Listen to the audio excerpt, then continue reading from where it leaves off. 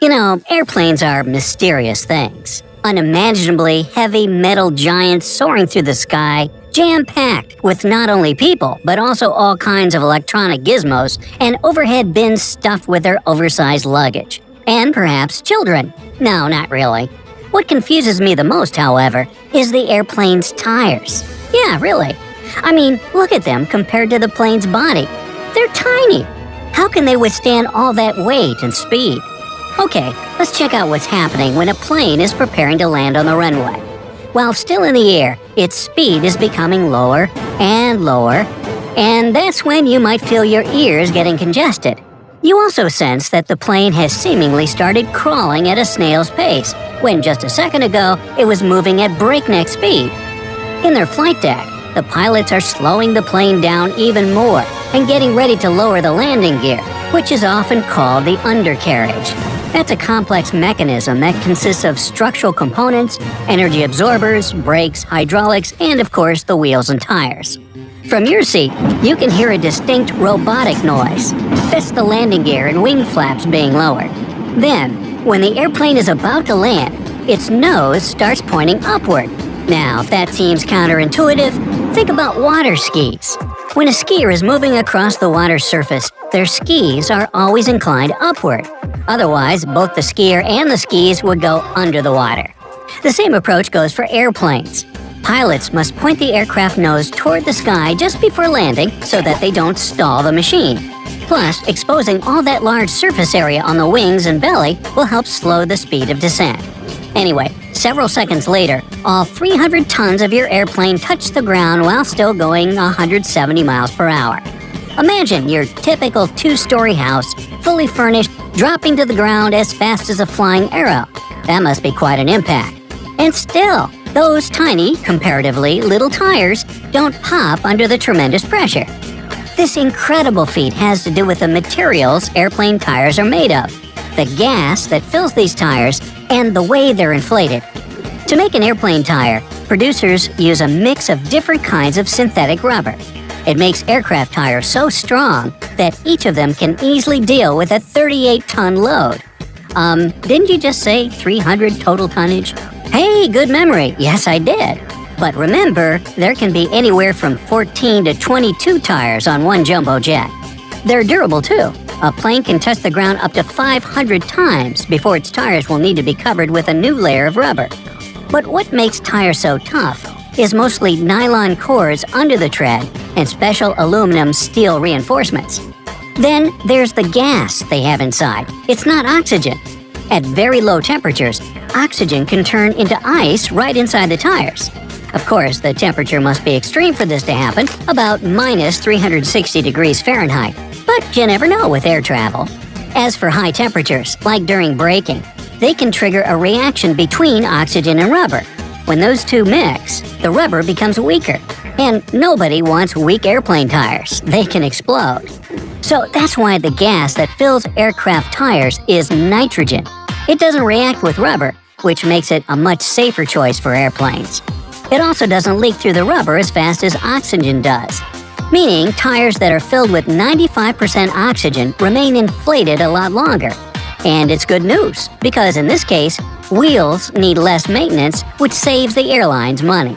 Now, the pressure in airplane tires is 6 times bigger than the pressure in your car's tires. It's 200 psi, which stands for 200 pounds per square inch.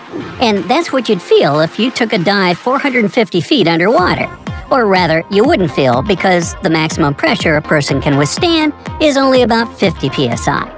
But if we speak about airplane tires, such high pressure makes them strong. It's next to impossible to overflate a tire to the point that it explodes. Now, it's true that overflating can reduce traction and put more pressure on airplane wheels. But if a popped tire situation happens, it's mostly because of the thing being underinflated. Even if it did happen on your flight, chances are you wouldn't even notice. Remember, there can be plenty of wheels on large airplanes, like an Airbus A380 or Boeing 747. And if one of the tires fails, the plane will still land safely. Now, there's one more thing why aircraft tires must be strong and durable. When a plane touches the ground, its tires aren't rolling at first, they're just skidding. So in other words, the plane is dragging them along the runway until it slows down enough for the wheels to be able to rotate. This is when you can see the tires smoking after the touchdown. At this moment, they're accelerating to catch up with the landing speed. This whole landing situation also led to tires having grooves cut in them. If they had block patterns, like the ones car tires have, these blocks would simply fall off as soon as the plane wheels touch the ground. The most serious tire wear happens exactly when the rubber comes into contact with the runway. Oh, by the way, have you noticed how tiny and skinny compared to the huge fuselage airplane tires are? Don't worry, they're just the size they need to be.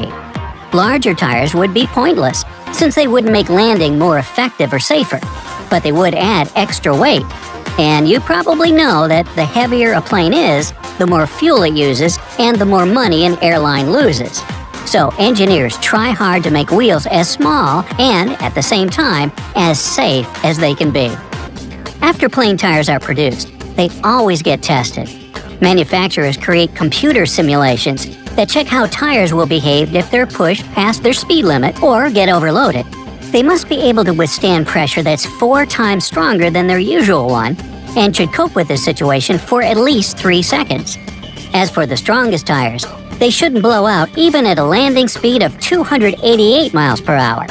The same computer programs figure out how tires will react to standard landings, takeoffs, and even taxiing, and then prototypes are created. And still, airplane tires aren't entirely safe from bursting. Accidents did happen in the past, and planes did skid off runways because of one of the tires exploding mid-landing. There were also cases of tires bursting mid-air. If it's just an exploded tire, there's nothing too bad. But tire fragments can get into the engine or cause serious damage to the fuselage. That's when the incident immediately becomes more dangerous. Besides, when a plane lands with one or several damaged tires, the load gets uneven and it puts stress on the landing gear. In the worst-case scenario, all tires, even good ones, might need replacing after such an incident. You can't argue that airplane wheels are cool, but sometimes they need additional help. I'm talking about hydroplaning, a situation that occurs when the runway is covered with a layer of water, preventing a landing plane from braking or stopping in time.